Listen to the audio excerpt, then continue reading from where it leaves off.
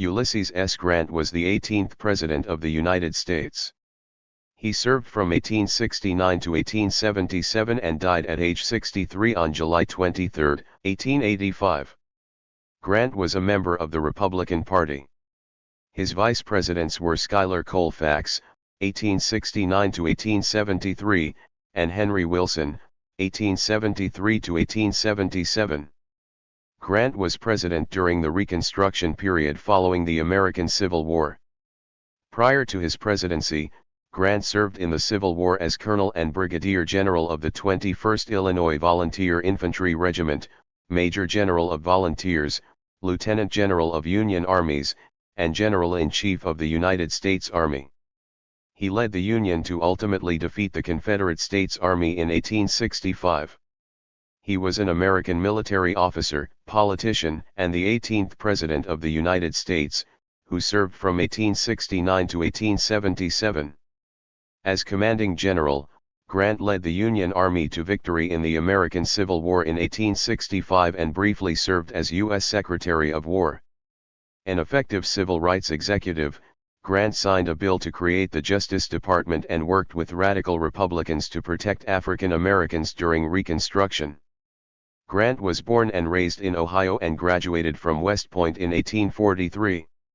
He served with distinction in the Mexican-American War, but resigned from the Army in 1854 and returned to civilian life impoverished. In 1861, shortly after the onset of the Civil War, Grant joined the Union Army and rose to prominence after securing Union victories in the Western Theater. In 1863, he led the Vicksburg campaign that gave Union forces control of the Mississippi River and dealt a major strategic blow to the Confederacy. President Abraham Lincoln promoted Grant to lieutenant general after his victory at Chattanooga. For 13 months, Grant fought Robert E. Lee during the high-casualty Overland Campaign, which ended with capture of Lee's army at Appomattox, where he formally surrendered to Grant. In 1866, President Andrew Johnson promoted Grant to General of the Army. Later, Grant openly broke with Johnson over Reconstruction policies. A war hero, drawn in by his sense of duty, Grant was unanimously nominated by the Republican Party and then elected president in 1868. As president, Grant stabilized the post-war national economy, supported congressional reconstruction and the ratification of the 15th Amendment, and prosecuted the Ku Klux Klan. Under Grant, the Union was completely restored. He appointed African Americans and Jewish Americans to prominent federal offices. In 1871, he created the first Civil Service Commission, advancing the civil service more than any prior president. The liberal Republicans and Democrats united behind Grant's opponent in the 1872 presidential election, but Grant was handily re-elected. Grant, however, was inundated by executive scandals during his second term. His response to the Panic of 1873 was ineffective in halting the Long Depression, which contributed to the Democrats winning the House majority in 1874. Grant's Native American policy was to assimilate Indians into Anglo-American culture. In Grant's foreign policy, the Alabama claims against Great Britain were peacefully resolved, but the Senate rejected Grant's annexation of Santo Domingo. In the heavily disputed 1876 presidential election, Grant facilitated the approval by Congress of a peaceful compromise. Leaving office in 1877, Grant undertook a world tour, meeting prominent figures and becoming the first president to circumnavigate the world. In 1880, he was unsuccessful in obtaining the Republican nomination for a third term. In 1885, the final year of his life, facing severe financial reversals and dying of throat cancer, Grant wrote his memoirs, covering his life through the Civil War, which were posthumously published and became a major critical and financial success. At the time of his death, Grant was the most popular American and was memorialized as a symbol of national unity. Due to the lost cause myth spread by Confederate sympathizers around the turn of the 20th century, historical assessments and rankings of Grant and his presidency suffered considerably before they began recovering in the 21st century. Grant's critics take a negative view of his economic mismanagement and the corruption within his administration, while his admirers emphasize his policy towards Native Americans, vigorous enforcement of civil and voting rights for African Americans, and securing North and South as a single nation within the Union. Modern scholarship has better appreciated Grant's appointments of cabinet reformers. Outline of Grant's professional and political career. 1822, born in Point Pleasant, Ohio. 1843, graduated from United States Military Academy, West Point, assigned to the 4th Infantry of the U.S. Army. 1846 to 1848, served in the Mexican-American War. 1861 to 1865, served in the American Civil War. 1865, Confederate General Robert E. Lee surrendered to Grant at Appomattox Courthouse. 1866, appointed General-in-Chief of the United States Army. 1868, elected President of the United States, defeating Democrat Horatio Seymour. 1869, Grant's brother-in-law Abel Corbin implicated in Black Friday financial panic. 1870, signed the 15th Amendment to the United States Constitution. 1872, signed legislation to establish Yellowstone as the country's first national park. 1872, re-elected as President of the United States. 1875, signed the Civil Rights Act of 1875. 1875, Grant's secretary Orville Babcock indicted in whiskey ring scandal. 1880, lost Republican presidential candidate nomination to James Garfield. 1885, died of throat cancer in Mount McGregor, New York. Hiram Ulysses Grant was born to Jesse Root Grant and Hannah Simpson Grant in Point Pleasant, Ohio, on April 27, 1822. He grew up in Georgetown, Ohio, where his father ran a tannery. In 1839, Grant entered the United States Military Academy in West Point, New York. An error was made during the admissions process in which Grant's name was incorrectly rendered as Ulysses S. Grant, a rendering which Grant accepted as his legal name. Following graduation in 1843, Grant was assigned to the 4th Infantry of the United States Army, stationed in St. Louis, Missouri. He served in the Mexican-American War from 1846 to 1848, then returned to St. Louis to marry Julia Boggs Dent. Grant resigned from the Army in 1854 but returned at the start of the American Civil War in 1861. He served in the 21st Illinois Volunteer Infantry Regiment and was appointed by President Abraham Lincoln to serve as Lieutenant General of the Union Armies in 1864. He then served as the General-in-Chief of the United States Army from 1864 to 1869. Grant led the Union to defeat the Confederate States Army through an aggressive military strategy, resulting in the end of the Civil War and the surrender of General Robert E. Lee at Appomattox Courthouse on April 9, 1865. On May 24, 1868, the Republican Party nominated Grant as the party's presidential candidate, and he ran with the slogan "Let us have peace."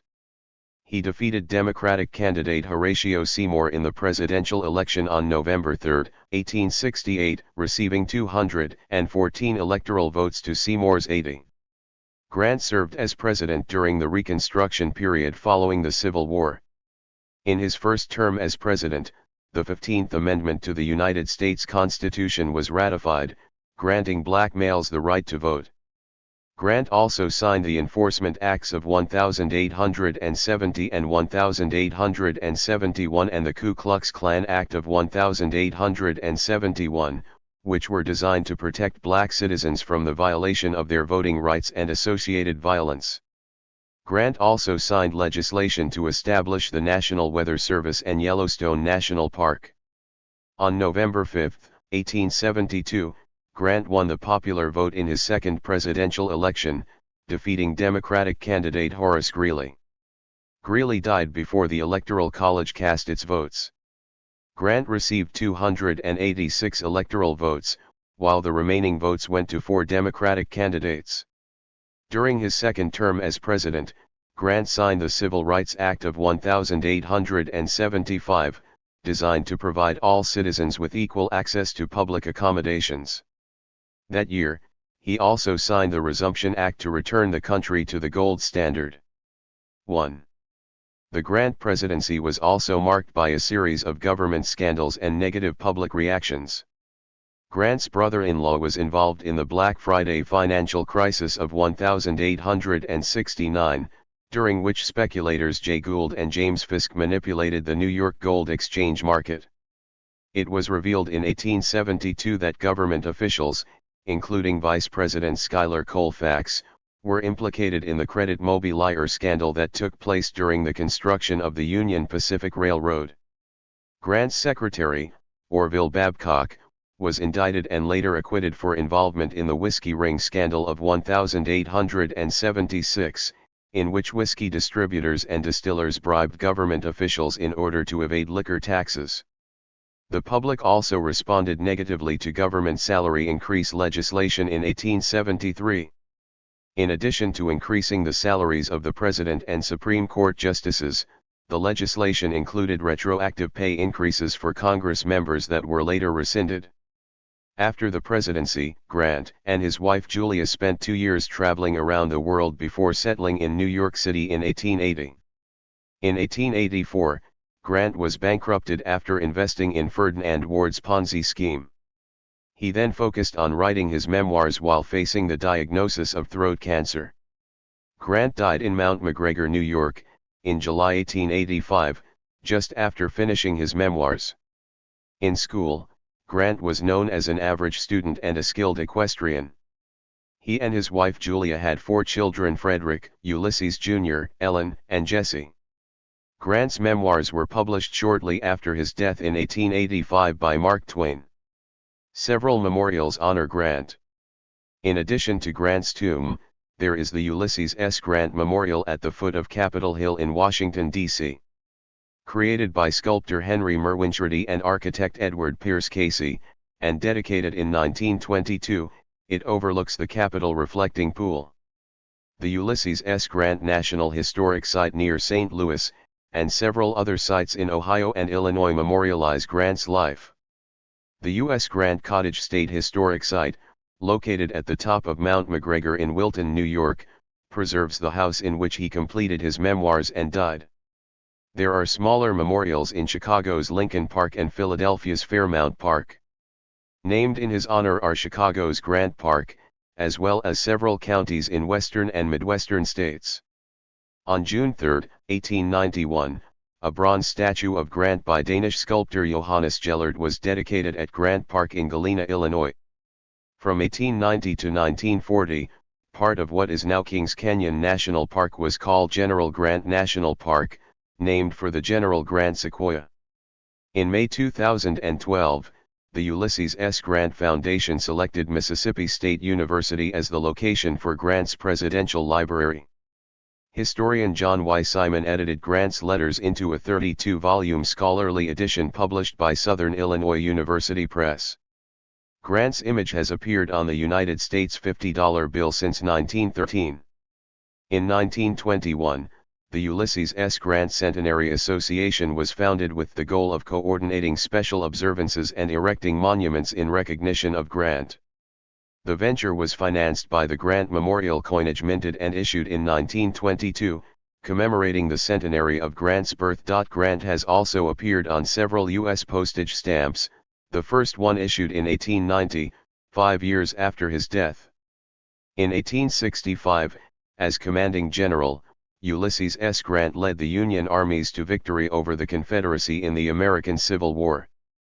As an American hero, Grant was later elected the 18th President of the United States, 1869 to 1877, working to implement congressional reconstruction and to remove the vestiges of slavery. Late in the administration of Andrew Johnson, Gen. Ulysses S. Grant quarreled with the president and aligned himself with the radical Republicans. He was, as the symbol of Union victory during the Civil War, their logical candidate for president in 1868. When he was elected, the American people hoped for an end to turmoil. Grant provided neither vigor nor reform. Looking to Congress for direction, he seemed bewildered. One visitor to the White House noted a puzzled pathos, as of a man with a problem before him of which he does not understand the terms. Born in 1822, Grant was the son of an Ohio tanner. He went to West Point rather against his will and graduated in the middle of his class. In the Mexican War he fought under Gen. Zachary Taylor. At the outbreak of the Civil War, Grant was working in his father's leather store in Galena, Illinois. He was appointed by the governor to command an unruly volunteer regiment. Grant whipped it into shape, and by September 1861 he had risen to the rank of Brigadier General of Volunteers. He sought to win control of the Mississippi Valley. In February 1862 he took Fort Henry and attacked Fort Donelson. When the Confederate commander asked for terms, Grant replied, "No terms except an unconditional and immediate surrender can be accepted." The Confederates surrendered, and President Lincoln promoted Grant to Major General of Volunteers. At Shiloh in April, Grant fought one of the bloodiest battles in the West and came out less well. President Lincoln fended off demands for his removal by saying, "I can't spare this man, he fights." For his next major objective, Grant maneuvered and fought skillfully to win Vicksburg, the key city on the Mississippi, and thus cut the Confederacy in two. Then he broke the Confederate hold on Chattanooga. Lincoln appointed him general-in-chief in March 1864. Grant directed Sherman to drive through the South while he himself, with the Army of the Potomac, pinned down Gen. Robert E. Lee's Army of Northern Virginia.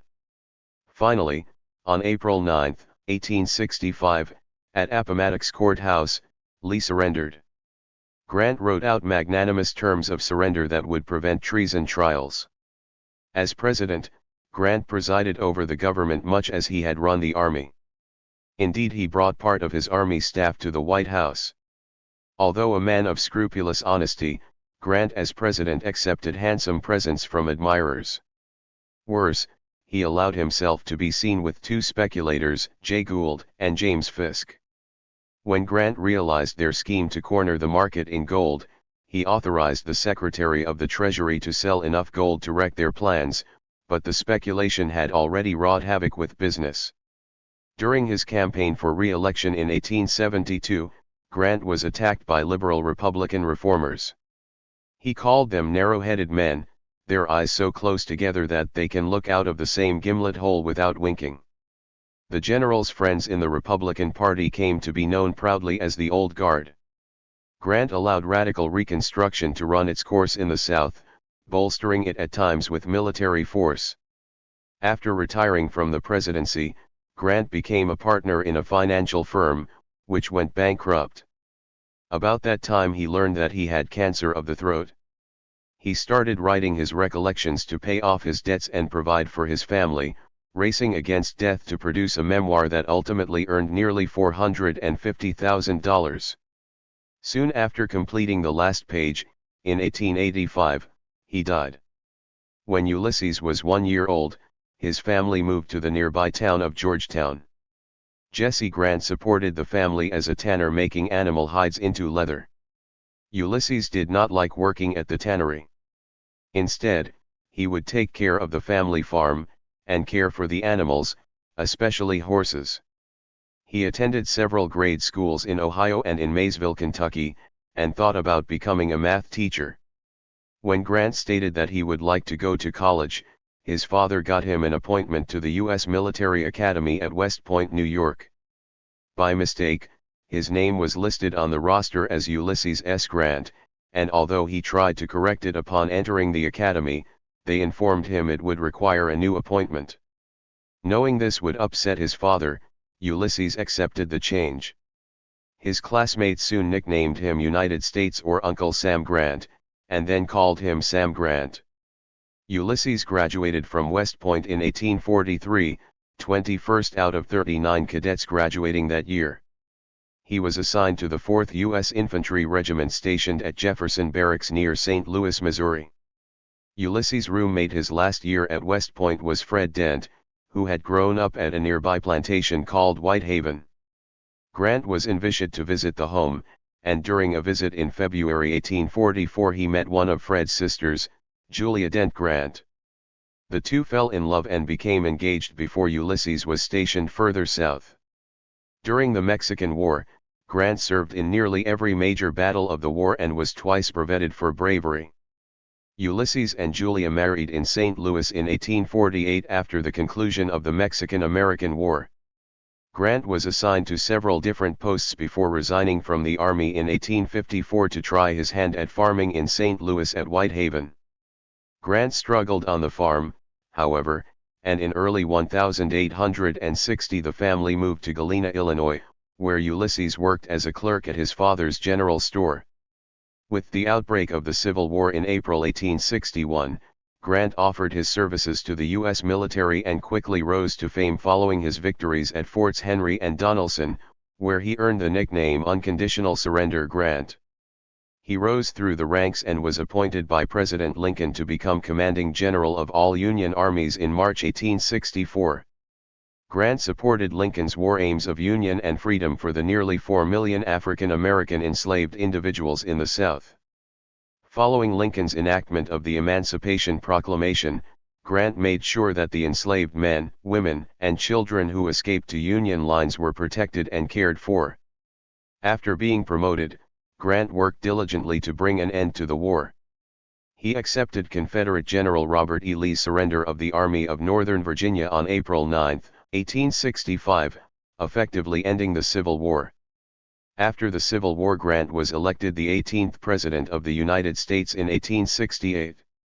During his 2 terms, Grant supported and signed the 15th Amendment to the Constitution, giving African American men the right to vote. His Native American peace policy revised government relations with Native Americans and attempted to protect Indians from people who wanted their land, although the results of these policies were mixed. He sought free public education for all, regardless of race, gender, or religion. On March 1, 1872, Grant signed legislation establishing Yellowstone as the nation's first national park. In international affairs, he peacefully settled major disputes with England over its support for the Confederacy during the Civil War, setting up a framework for international arbitration. And, contrary to popular depictions of Grant's administration being one of the most corrupt in U.S. history, President Grant instituted civil service reform in the executive branch to reduce the negative effects of patronage and the spoils system. The recommendations of the Civil Service Commission would not become law until after President Garfield's assassination in 1881. Once the Grants left the White House, they embarked on a 2-year world tour and settled in New York City. To offset the loss of his personal fortune to a Wall Street scam, Grant wrote his memoirs of the Civil War, which were completed just a few days before his death from throat cancer on July 23, 1885.